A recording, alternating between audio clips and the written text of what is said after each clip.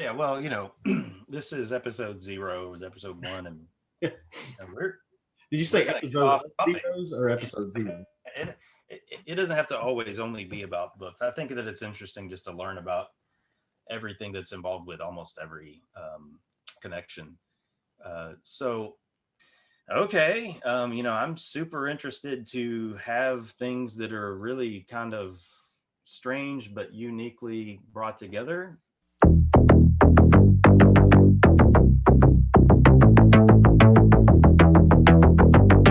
What I'm looking at here is we've gotten through the unique read collectible, and next we've got Spellbound, which this is kind of a wide open topic in many ways, but it really does focus a lot on the collecting part of things, and it's not to take a step away from any writer or author, because that is going to absolutely be part of this, because from publisher to publisher you'll find what many would describe as small publishers, like not Random House, Penguin, that kind of thing, but smaller houses.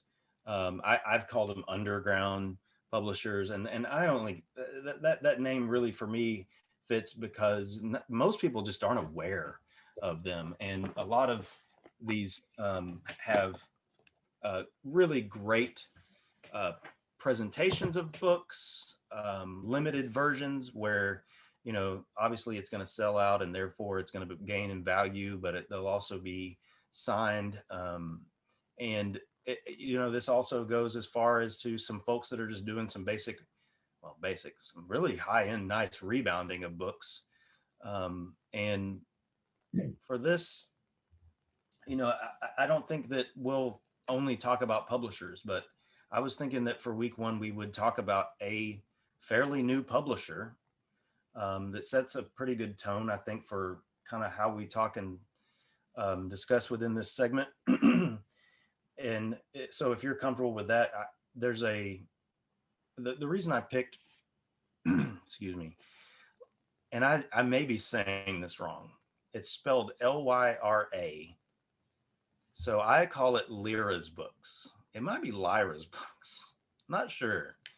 And I picked it because first you'll see the product that they put out is just really nice. But also, from what I gather, they currently aren't interested in doing any sort of Q&A or um, podcasts like this. And I feel like in time, we're certainly going to have on people to talk to, going to have guests, and that's going to range from collectors to authors and potentially people that run publishing, um, small publishing places, because they're a wealth of information for anybody who'd be watching. But with this one, we have a publisher, um, and if you want to, it's up to you. You could pull up Lyra's Books and we could share their website a little bit. I definitely am enthusiastic about sharing what they have going on. Yes, great. There's Lyra's Books right there. And looks like you. And so they actually have pictures of other books that they've done on here, but the only one that I'm aware of that has been made for sale and was not just involved and embraced by Neil Gaiman, but he really liked this edition. He spoke about it. And I'm going to share 2 of them that I have. I don't have the lettered edition, at least not yet. Oh wow, that's Um, good. So, and the lettered edition you're kind of seeing a little glimpse of it. I've heard description by folks who have it that say that it's basically the vellum is glowing on it, oh wow. which, Is that what this is? yeah, well, that's the marbled boards and the ribbon marker. Oh, It, okay, yeah. Well, there's a river. Yeah. So you really, I mean, that, but there's. It looks like this is, but right down at the bottom is looks like the book in it. But yeah. yeah, and so like you get a kind of a glimpse of that opened up, and it looks like they did the a background of it with the marbling. So great.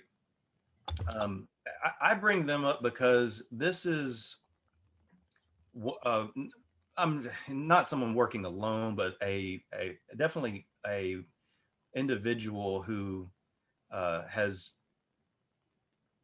been accessible through the process and has followed I think a very smart model that a lot of publishers like this use, where they've made three different types of the edition.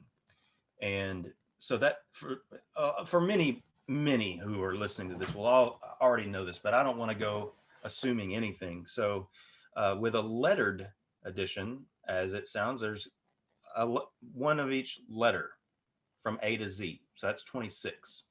Now you'll get into publishers copies, PC copies, or well, whatever they're going to call it. Generally, it's PC copy, where the publisher has made additionals that aren't lettered. They get the PC on them that they can then give to the author, like in this case, Neil Gaiman, or to other people who have helped make the project happen, and that kind of thing. And in fact, in the collectibles world, it's an interesting dynamic because, a large portion of people really want that letter, but there are people that are more enthusiastic, not just as more enthusiastic about getting one of these PC copies.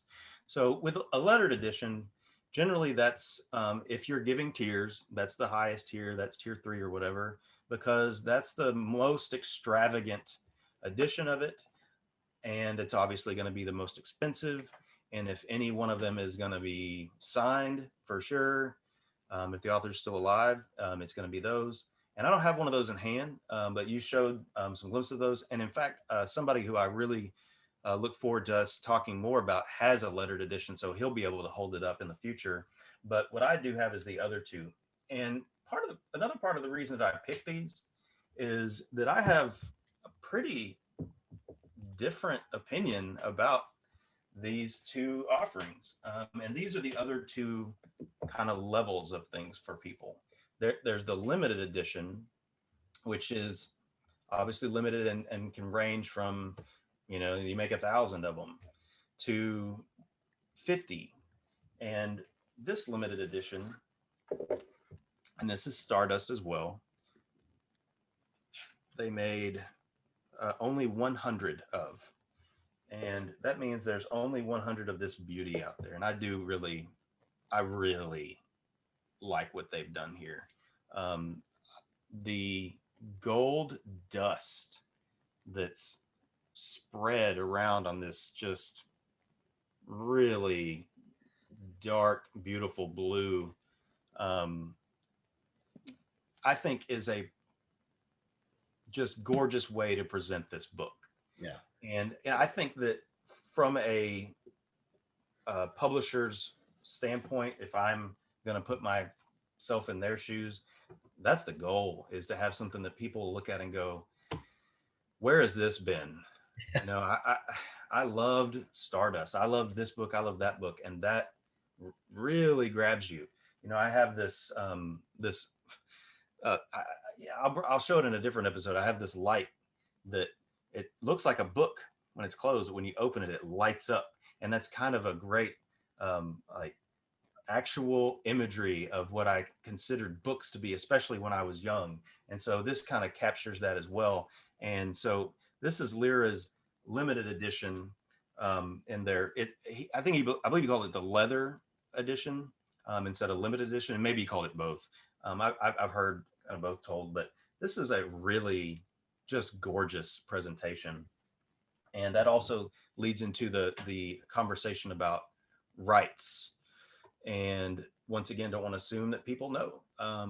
When it comes to buying from especially these smaller publishers, if you own a book, this varies by publisher, but for this one and some others, if you have purchased the most recent book, be it letter A through Z or numbers 1 through whatever, 100 in this point, you have the rights to the next book, not for free, but for retail. And that's important because generally when things become popular, and that happens when things are of high quality, things are going to be sold for more than retail. That's the nature of limited anything, is that it's going to sell out, it's going to go up in value. And so with the rights, you have established two things. One, you're going to be able to buy it at all, because with lettered, they can be sold out the instant it gets announced, because all 26 of those people go, yep, I'm in, bought. And with limited, that may even be the case too. I've seen it for a little while with some publishers.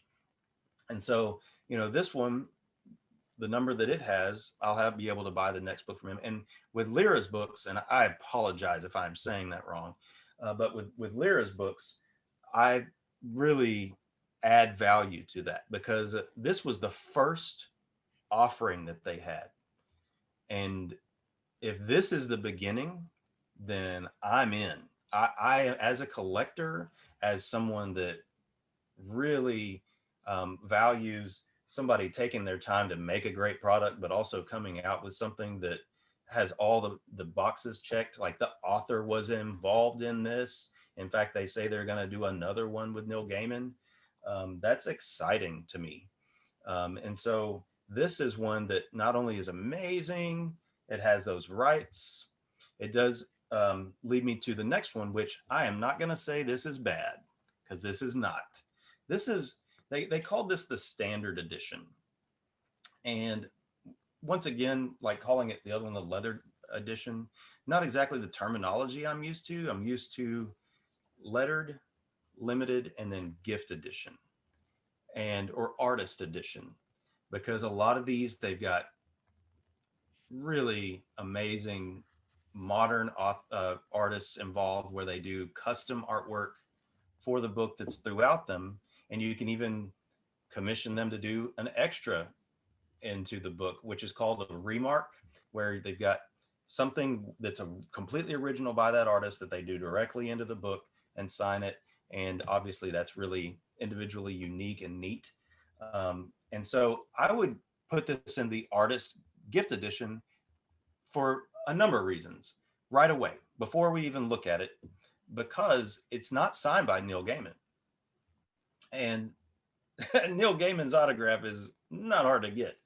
It's still valuable because it's Neil Gaiman. Like, Neil Gaiman is one where I think that if he wasn't so accessible and willing to, like, there's a documentary on him just sitting around signing things and being just an amazing human being with about his art. Like, it's so easy, I know, for me sometimes to spend time to go, wait, I need my time on this. And he doesn't. He really puts himself out there. And so uh, while this isn't signed, and you've got up there the edition, that there were two variants made. There's the blue and the yellow. You can see down below there's the blue spine, and the yellow mustard is what they called it, blue and mustard spine. And in every other way, I believe they're the same. They have, if you go over the pictures, they'll also have this top part that's got this really neat speckling with blue. The picture up there may actually show it better if there's any to the right. I'm not sure of that, or you can take a look at that. But this edition is going to fall into the artist and gift edition because of that. And I don't believe, and I don't think there probably should have any rights involved with it. So what this is something that the general population can get their hands on. And that's nice. And in fact, in terms of a buying, selling, collecting world, that is often where a fair amount of the money can be made by those that are involved in that. And where those that may really just love this edition or the lettered edition, but just can't possibly justify spending, can still have a piece of what's going on and really like it. The reason that I am not as so thrilled about it is I'm not sure why they couldn't get Neil Gaiman to sign this too. I have on hand 20 more. I've sold 20 and I have 20 more copies of Art Matters by Neil Gaiman because he's made them so easily available. And so I don't get just not having him sign it because there is something to be said for that in there. But also when it comes to aftermarket, that's somewhere that I always have to have my mind, just because of the nature of what my business is right now. And this one um, is a little uninspiring for that world. And I know that sounds snobby potentially, or like I'm undermining this. And it's not what I mean at all. I think what will illustrate to you what the difference is for me on that is that I got I was a little bit late to the game. I didn't buy any of these when they came out retail. And so several of these popped up online for sale, and the best price I could find was about $500. And I felt like that's fair. That's fine. They only made 500 of these, 250 are blue. And it actually took, because of the holiday season and COVID, over a month to get to me. I've heard a story about how one of the people that worked at the postal hub where they first checked it in tested positive, so they didn't ship like several trucks of books, which just, it's like, well, I guess y'all don't understand how COVID's transmitted. But it also got lost all along the way. And the only reason I bring that up is that I got this only about a week ago after ordering it at the beginning of December. And in the meantime, I got this one, and I wasn't comparing the two, but when I got this in, normally when I buy anything at the lowest price, especially whenever there is hype around it, um, there's money to be made. And, I don't buy everything to make money. A large portion of what I buy is because I like it and I want it. And that I think that that's the smartest way to approach any business like mine, especially in collecting, is get stuff that you wouldn't mind keeping for the rest of your life. And so uh, when I got this in, this is not a $500 book, and it never should be. I'm hoping to get my money back on this, and I hope that whoever gets it is very excited to be getting it and has a different thought process than mine. And I know that will happen. In fact, there's many people just watching my listing already, and so someone's going to buy it. I'm truly just trying to get my money back on it. It's like the price plus fees essentially.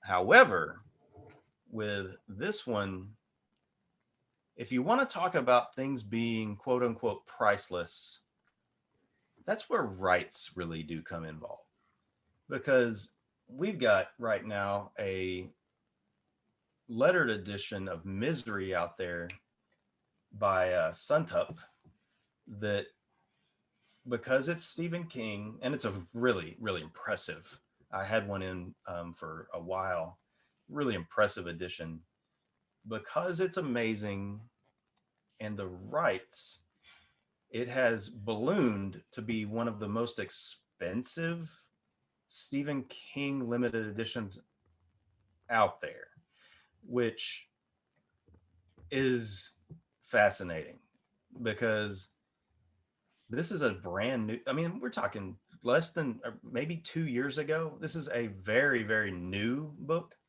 and selling at $20,000, which, I don't know about you.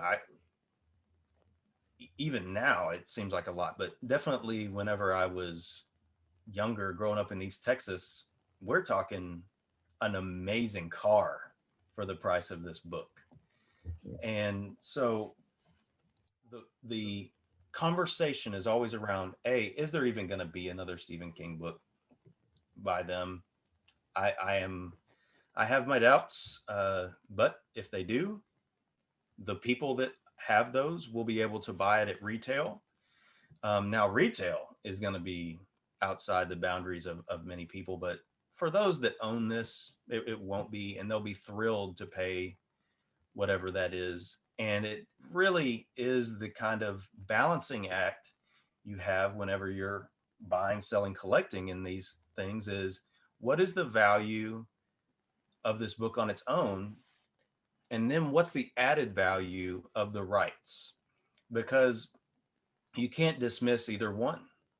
Yeah, take that presentation has won awards, and it deserves them. It's absolutely amazing. It does reach kind of a breaking point for me in terms of the reality of, okay, how much are you really factoring in for rights? Because I mean, I got my opinions on what that book is really worth. Like if you didn't offer me any rights, it's not really close to that. And that's not to discount that book. It's just not there. And so back to Lyra, in terms of that, this I paid one amount, and the amount that I want is far greater. And it's two reasons. One, I absolutely love this presentation, but also I really want to be there for rights. And he's only doing one or so a year. So I don't have to feel obligated to drop 3,000 a month like you have to with Suntup books. If you're on their lettered track, he's coming out with one or two a month. And I don't know too many people who have upwards of 40, 50 grand a year to spend simply to maintain the rights, because everything that's not Stephen King has a separate track with them. So it's an interesting and weird world that we'll get into some other time. I want to really close back and return to Lyra and say, hey, Lyra's books, these are fantastic, and I can't wait to see what you guys do next. If someone happens to buy this from me, I'm going to be on the hunt for another one, because I really do want to hold rights, because I want to make sure that I'm able to get whatever comes next. And from what I gather, it's not necessarily Neil Gaiman; it could be anybody. But I'm very impressed, and I hope that anybody that sees this, gained a little bit of knowledge, and or potentially maybe even learn about Lyra for the first time, which I think would be awesome.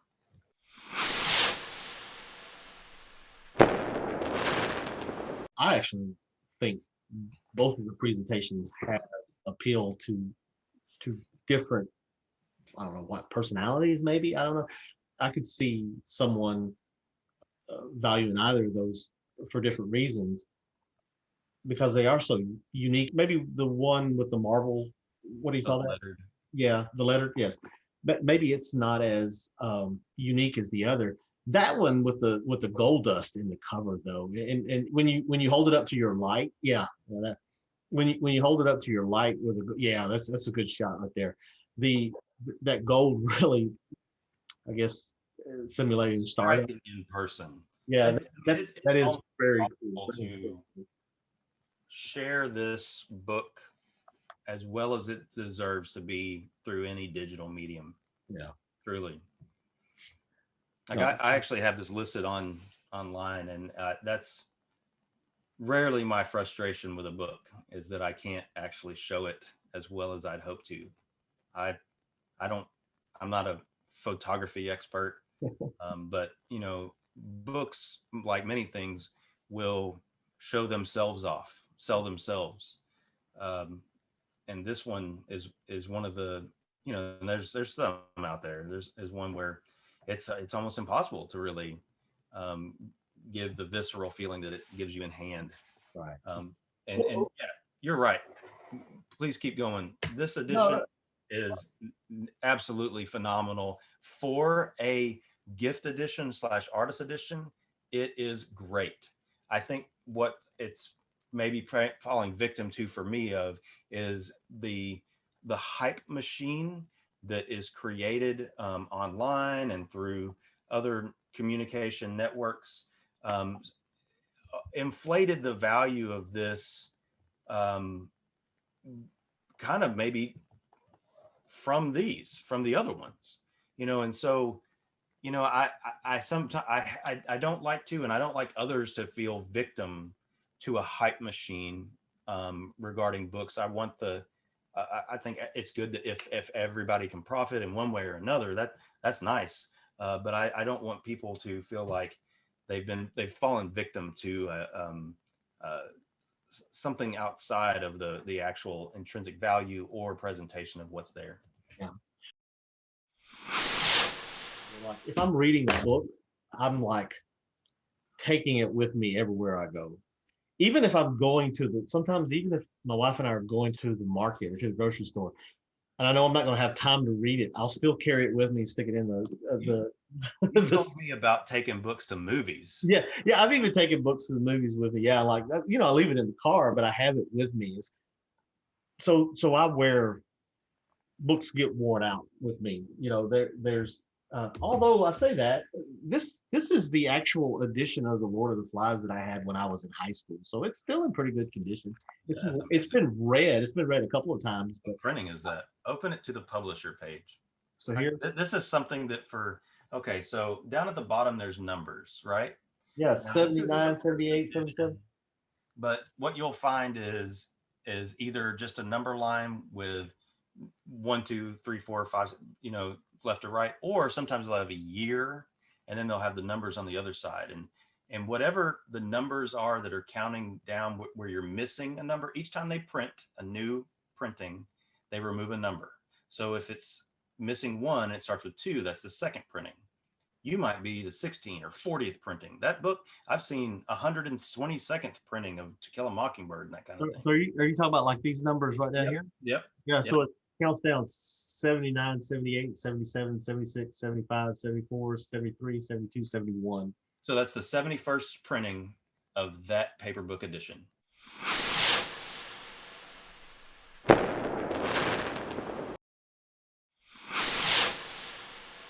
That is an artifact in the history of who we are as consumers of literature that is meant to be conserved. It's an act of conservation, is the way I see it. So I'm going to make this unique presentation of this book that will probably go on someone's shelf because they're not buying it necessarily to read it. It's a preservation and a conservation of that book, but it's also going to go on a shelf where people can look at it and say, oh, that's a beautiful object, much like it might be a vase or a plant or something like that someone would put out for a visual effect. That has a view that has an aesthetic to it that is like it transcends the book, but it also conveys the book. Does that make sense? And so Right. because it gives you a little nod, this little homage to what, it's Stardust. It's the title. It's represented within the structure of the book. And so I just really find that's really, really cool. The Stardust, the gold Stardust version of that you showed is really eye catching, and that's just really something that I think can get taken for granted. And I have maybe a couple around here of the Barnes and Noble uh, rebounds that they do. Some of them are really cool. Those aren't rebounds. What would you call those? There's a question. It's just an edition of the Just book an they put out edition that happens of to that. have It's a a different cover. bonded leather. Now, rebound is when you buy a book. And then That's something we should probably get into that yeah, we separately. should, because that's cool. Quickly, I'll say a rebound is you've bought this book, you can do anything you want with it, so you've decided to rebind it with something. Yeah. Now, what they've got is they've got a license, if the license is necessary. It's not open like Edgar Allan Poe or something like that. They got a license and they're reprinting. They're printing the book. Cool. And going through whatever process is. And in fact, I think that what Barnes and Noble offers is one of the, or is the best inexpensive collectible editions out there. Really, I mean it's very, very thin bonded leather, but it has that nice feel of leather to it. They do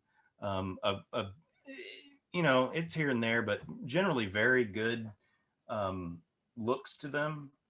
I have them. They also are not that expensive. That's part of this discussion too, is it's an opportunity to learn about that, because this is that your side over there is a brand new world for me. But I was just gonna say, I've been recently introduced to like these Alma classics, They're Those, pretty nice. I mean, yeah, those have that vinyl binding. yeah, it's It feels like leather. yeah, it does. Yeah, inexpensive. Like those, you know, that's the thing is the obsession some people have with leather is something that I never thought I would encounter, but I've definitely seen because people really get into the depths of, well, is this bonded leather going? It's not real. Well, bonded leather is real leather. I mean, from what I gather, it's like shreds of leather that are left over that they bond together. That's what's in there. So you have legitimate leather. I would go so far as to say that really anything that has that leather feel, you know, they call it vegan leather, that kind of thing, could be in that world, especially at that price point. In fact, it's so inexpensive to make those bonded leather things that like what you have there is the same price as some of the very inexpensive bonded leather ones by Barnes and Noble, where it's an individual book. They've just like got like the whiff of bonded leather, and so it you can tell while holding them it's slightly different, but not really, you know, from those ones that are that soft vinyl feel. And you know, I think that that's a great pathway for anybody to walk down. You know, it's really mostly for these big houses, but it's the kind of thing where you can take a story like The Beautiful and the Damned, and it becomes inexpensively an opportunity to hand over a gift to somebody because it is not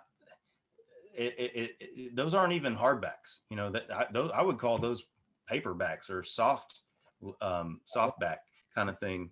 But it's something that for a fair amount of people, they're going to like the way that feels in their hands better than any dust jacket, or anything like that. And so, uh, you know, when it comes to the world of you can step outside collecting, but just simply giving gifts as books, if there's ever an opportunity that you can take within doing that to recognize the differentiated uh, lived experience of that person to better have them want to read it, Mhm. go for it. Yeah. Kind of like creating lessons for students where for some of them they're going to want it this way, and for some of them it's going to be this way. And if you care about these kids, you're going to shift those things. Yeah. That's Yo, David this Copperfield. I had Moby Dick. This That's is actually, I that's the really book like this about cover.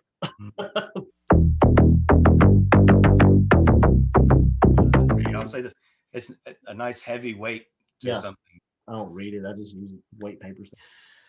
So that was our spellbound. Time to segue into our short Sure. section, but Yeah. definitely every time of a amazing presentation of a book.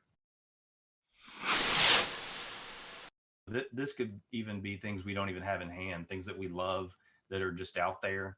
I like it's you can't really tell because of the lighting, but right back here I have a couple that really kind of got my juices flowing on. Man, I really need that because it just looks so amazing. Wasn't necessarily my favorite book. Like I've got the Hill House lettered version of American Gods, which comes in this.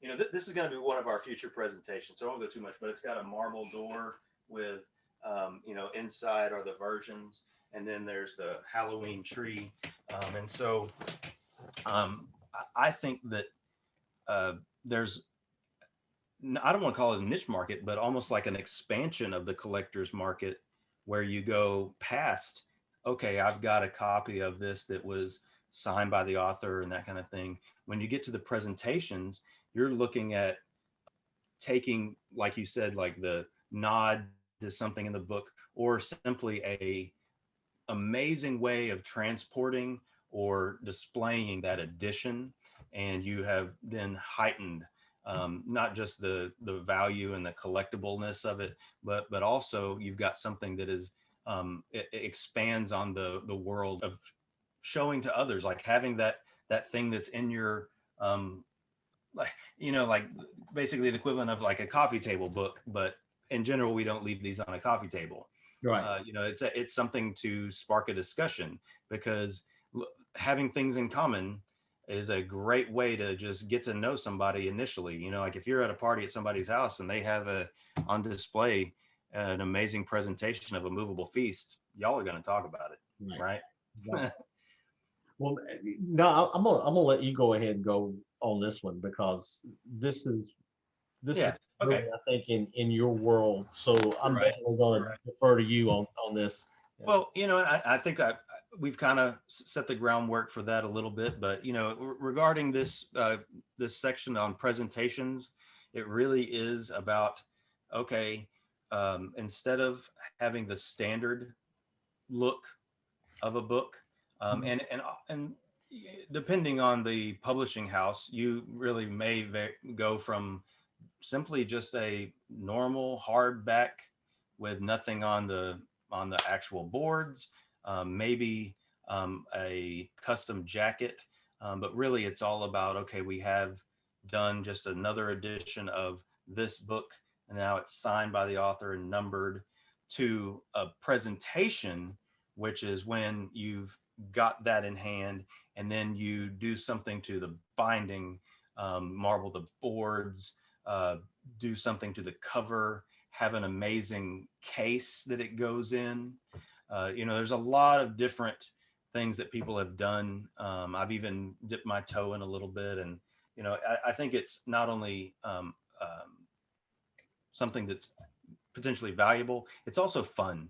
It's really neat to see what people have done, and from my experience, it's been really fun to create these kind of things.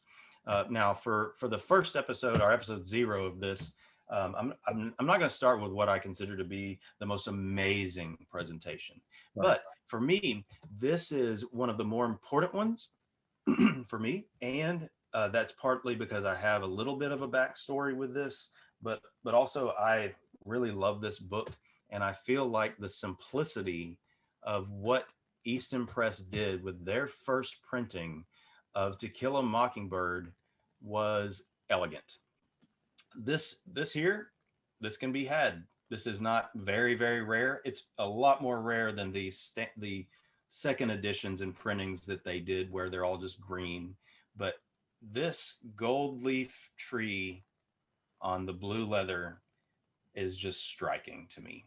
Yeah, Yeah. it kind of reminds me of the Stardust thing. A real similar goal with what they created here, not going too crazy. That's the thing is Einstein said it best: keep things as simple as possible, but not simpler. And that's what they did. You know, this is another nice Easton Press book. It's got the tree on both sides. You know, it's got the gold gilding. This isn't signed by her. This is simply a bound book by them. You know, Yeah. they obviously got the right to licensing to print To Kill a Mockingbird. And when they first put it out, it was this one. And I just find this to be just a gorgeous presentation of a book that I think not only has really big historical importance, uh, something that not everybody, well, people that are close to me know I'm a big fan of Alabama. And people think, and I'm talking about the university, people think I'm just talking about football, which we have been very fortunate in the past Right. decade to absolutely dominate everyone. But that actually ties back to my youth. You know, my my grandfather.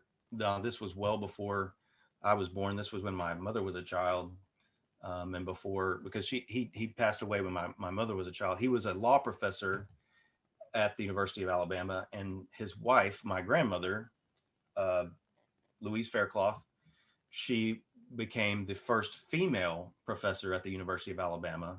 And I bring all of this up because Harper Lee was a student of my grandfather at the University of Alabama and became friends with my grandmother. They sat around drinking bourbon, apparently. My sister was there for some of this. And I was not there for any of that, but it really does add that extra level of coolness and, you know, remembrance of my grandmother, and knowing that she had um, friends in high places when Right. it comes to, you know, just somebody who really captured a lot of our hearts with a novel that more than stands the test of time. It kind of defines being transcendent of time. Right. Yeah. That's a the story, the message, and I have this image forever burned in my head of the having read it in high school, and the little I don't know, maybe it was a pedigree book or something like that. I don't know. But it's the image of it is pink, and it's like a mockingbird nest in the limbs of the tree, and I assume that's what it's supposed to be. But anyway, I always think about that. But I've seen some really striking covers. But you're 100% right. The simplicity of that, and then anyone who's read it gets the reference to the tree. No, I like that cover. I think that you're 100% right. The simplicity of it does speak volumes. So that's very cool. And then knowing the personal connection historically, in your family's past to Harper Lee is really cool. And how that shoots that extends into the the field of literature too, through Truman Capote and others. It kind of branches off in a way there. That's really fascinating. Yeah, and I think that this back and forth right here really kind of illustrates what can be great about this conversation or this podcast station kind of thing, because there's some real overlap with us on this one. Yeah. Like you recognize the value in that, and I totally can relate and recognize the value in this story. I've read this one. I experienced this story well before I knew the story about my grandmother, Oh yeah. Yeah. because my grandmother was 70 something when I was born. She didn't pass away till she was 102, so I had a fair amount of time with her, but she was well past, uh, I guess you could say, bragging about experiences like that, particularly to some kid that's just running around. I didn't really get to know my grandmother that well, so this was also a peek into her past. In fact, whenever she turned 100, the newspaper in Tuscaloosa came in and did a full video interview with her, and I learned a ton that I didn't know. And this video takes over 2 hours to watch because she lived through a ton. I mean, she was born in 1908 and or 1906, something along those lines. So she lived through wars and all that stuff. She also outlived two husbands and literally every friend. But she also talked about a story of where she was working, where they first forced integration at the University of Alabama. Yeah. Like that scene that if you've seen it nowhere else, you've seen it on Forrest Gump, where he comes in, he's like, "What's going on there? Is they're letting that girl in?" And he hands her the book. My grandmother saw that from a different vantage point because she was in an office where they had these windows that were up high, and it was the only way to see it, but they stood on these tables and she was able to look down and see all of that happen firsthand. I didn't know that. There was so much that she went through living in Tuscaloosa throughout those years. Wow. The book is the epitome of Southern literature, and what tries to be conveyed as a message of overcoming an identity of who most people think the South is only about. A lot of people think the South is only about racism or slavery, and there's been people struggle with that as an identity, and we had other heroes that didn't get, like Atticus Finch. I mean, he's not a real hero, he's a fictional character, but he It represents, was her dad. yeah, he represents something, right? And so it's such a cool story, told from a perspective of a child, really. I mean, this idea of innocence, looking out and looking up to what's happening. And I think that was kind of Harper Lee's attempt to show that, hey, it's not as simple as what a lot of people think it is. It's a lot more complex than that. And so, and then that story you shared about your grandmother, that's that's just amazing. I know I live in a town where the author of the Queen's Gambit lived. His daughter still lives in it. Very popular right Yeah, now. yeah, it's really popular since the Netflix series came out about it. It's good.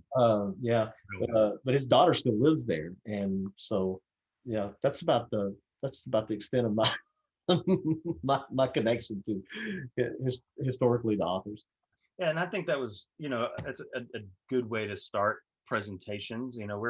We're going to get into some ones that are much more extravagant, and ones that, eh, you know, to each his own. I mean, like that's one of my favorites, but that's kind of the pathway to walk down, is you get the things that you like. And that was one of the first things that I eyed as I started collecting books, was this version of To Kill a Mockingbird. That's cool. Because if uh, you know I won't say that as I sat in my office as a technology coordinator, that I just wanted everybody to come in and talk to me about books. That's absurd.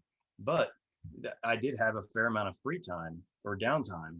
And so if somebody's walking by my office and they saw that, if we could talk about that, that sounds like a good place to start. And if relationships can get built around book presentations, they can get built around almost anything. Yeah, no kidding. That's good. That's good. So speaking of presenting something that we have in common or discussion around it, we want to do a segment on that book that shares a unique uh, connection between the two of us, and that book is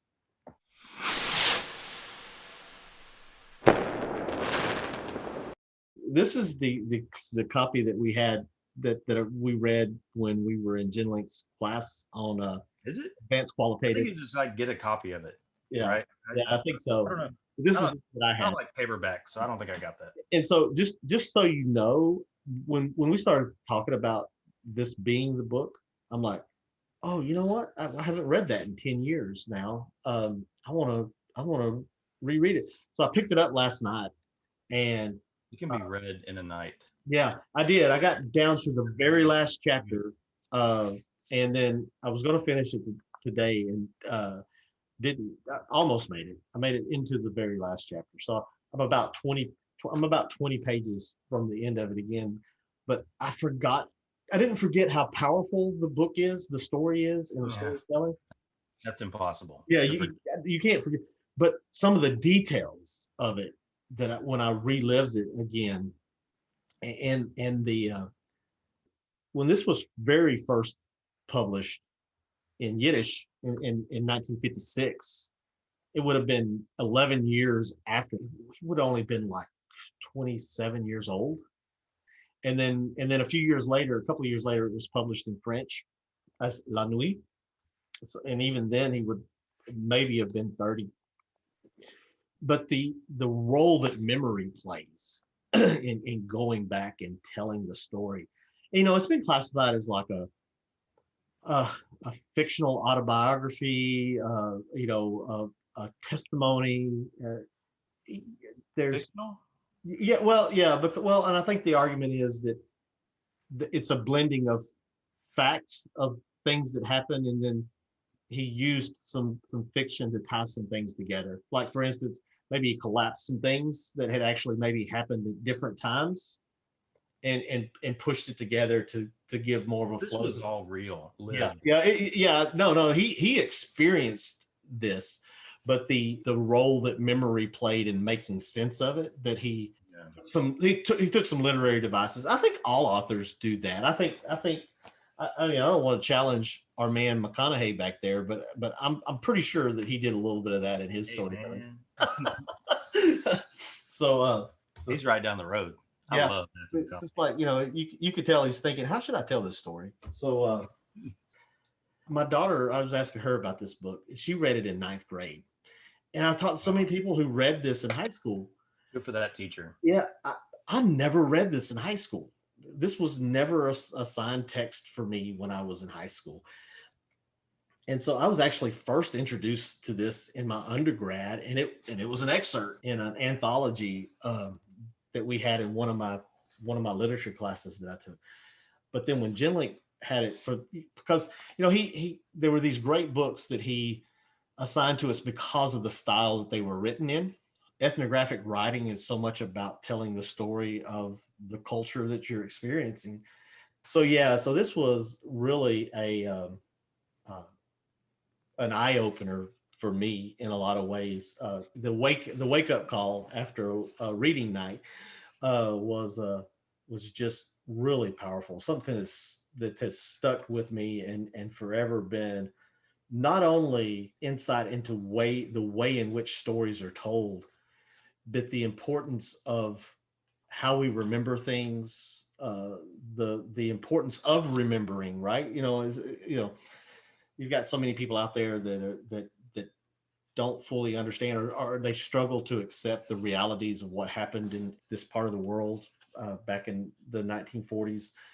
And so this is just such a powerful read. It will forever be etched in my mind as one of the best books ever written. And it's simple. The simplicity of it is in the translation. And I was trying to find a copy of the French version, but I haven't got my hands on one yet. I wouldn't have any hope at You all of. expect maybe a slightly different interpretation, or Yeah, well, this was translated from that, but I'm curious. This is I meant to look this up before we met, but this translation was done by Marion Wiesel. Marion Wiesel was his wife. let me say that, just to put a kind of a bow on what you were saying regarding, uh, is that this was a book assigned in a qualitative research class, advanced quality. We'd already taken quality; it was advanced qualitative, and something that really has always stuck with me uh, from that class is the importance of, whenever writing something along these lines, it doesn't even have to be nonfiction. It's a putting out onto paper all of it, the whole experience, so that it can be fully processed by the person who's reading it. And so, in addition to the data, the facts of everything, you've got the smells of what goes on in the moment, what you were hearing, what you were seeing, what you tasted, even. And uh, if there's one book from that class that I hadn't read this either. In fact, I admittedly had never even heard of this book. And I don't know what that says about me, other than I grew up in East Texas, and we didn't exactly have night on our Listen to reading our reading list. list. No. Um, but it is for a story that's about someone living through the Holocaust at a young age. It's beautiful. Yeah. And that's hard to do. It's hard to have something so, Gaunt's feels a little on the nose, but just there's stories that you hear that are fiction and they make you sad, and there's stories that are real that have to make you sad. And there's ways of presenting that get the emotions going, but leave you feeling like they leave me feeling like, well, I wish I could do something about that, or I feel so bad about that. But with this, it really felt like a cathartic experience for the writer, and took down a path that, while it wasn't the end of things, I could feel like I had a piece of that catharsis too. It was one of the few times I'd read fiction in that 4 or 5 year range, where I really did get absorbed. And the fact that it was short probably helped with that, but I don't think that really mattered. This guy, the only thing I regret about this was that Dr. Genlink knew him. In fact, talked about us having a video chat with him. Right. And Yeah. I thought, wow, yes, let's do that. And we didn't. And he died in 2016, so it was He like, passed away. yeah, not even what, 3 years after we finished that program, I guess. Yeah. It was 3 or 4 years after we finished that program. Right, and there was that connection. Wiesel himself called it his deposition. And so, you think about giving a, a Hmm. testimony. He has that book, The Judges. Maybe Yeah, he does interpret it that way. oh yeah, yeah. But another thing about the author is he was a prolific writer. I mean, from this point on, from the time that he wrote Night, he ended up writing what 40 different books or something like that. I don't know. I can't remember now, but This is a part of a trilogy. It's like Dawn, yeah, it's Night, Night, Dawn, and Day, right? Oh, okay. Maybe it is a going around that Did I way. say that the right way, or did I? Well, there was a night, then dawn, then day. That's it. Yeah. Easton Press had that trilogy released in 3 books, and they went together like on the spines. And I could have sworn that at least the way that they interpreted the order was dawn, day, night. But that I haven't read the other 2 yet, so guilty of not really having a good answer for that. Well, the others tell about like his transitioning back to life after the Holocaust. I think that makes sense. That makes way more sense. Yeah. That the dawn would follow this. It's not just one night. Yeah. Speaking of, bring your night into the light. Everyone should read this. Yeah. This I'm going to say should be required reading. Yeah, it should be. I don't know about freshmen. Let me just take a side note here. As a former teacher of high school, freshmen should be jailed. Freshmen are the worst. I don't know what it is. They're going through puberty. They just came from a campus where they were the big dogs. Now they're the little dogs, but they are a monster of a group. So I'm not sure I'd even want to let the monsters. Do you remember what you read as a freshman? Sophomores, for sure. Yeah. Do you remember what you read as a freshman in high school? Actually, funny enough, I do have memories of my freshman English class because it was such a weird class in many ways. Mr. Whitus was our teacher, and he was a basketball coach.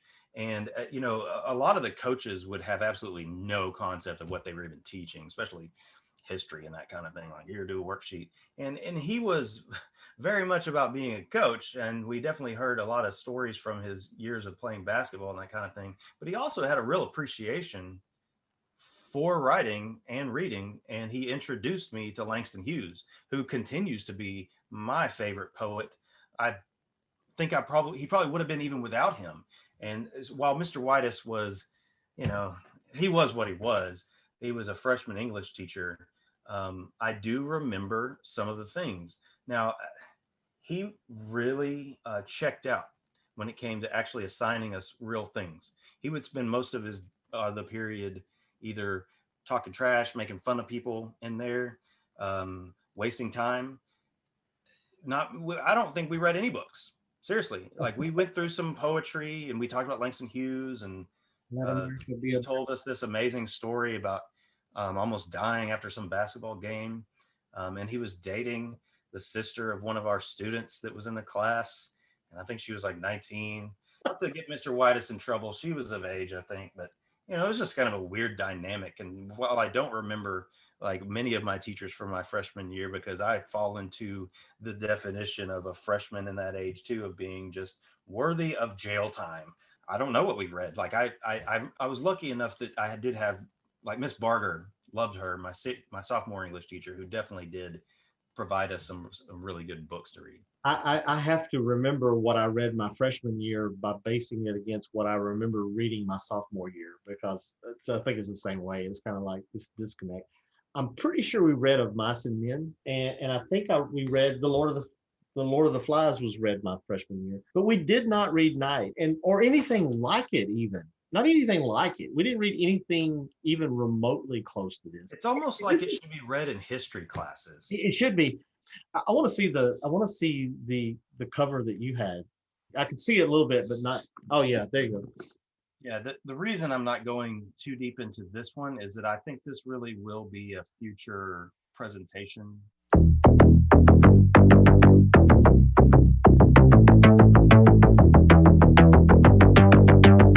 We do have a segment planned to have a guest on the show. So we'll have a guest on We've got several ideas for individuals. Some individuals, Brooks, I think you've already reached out to that voice some interest. We don't for this. Our raw footage right now is a little over 2.5 hours, so good material to edit down. So that brings us to the end of things, I think. Yeah, well, hey, like if we didn't influence anybody, hopefully the drink did, right? This whole wave of consciousness is something I'm a big fan of.